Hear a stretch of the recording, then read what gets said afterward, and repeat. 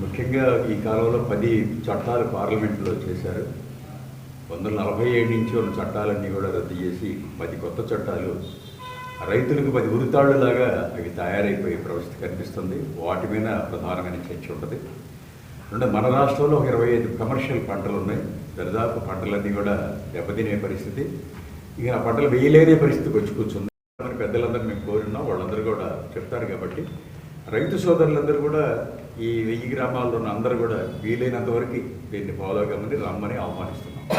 Cultural ప్రోగ్రామ్స్లో సామాజికమైన చైతన్యం కలిగిన పల్నాడు జిల్లాలో ఫస్ట్ రోజు వేమన, రెండో రోజు అంబేద్కర్, మూడో రోజు యాది నాటిక అంటే కౌలు రైతుల మీద నాటిక, నాలుగో రోజు మన రైతే రాజు అని చెప్పబడే ఒక బ్రహ్మాండమైన నాటకాన్ని ఈ 4 రోజులు కూడా ఉంటాయి. కల్చరల్ ప్రోగ్రామ్స్ పిల్లలు రకరకాల కాలేజీల నుంచి కూడా వాళ్ళతో చక్కగా ప్రిపేర్ అవుతున్నారు.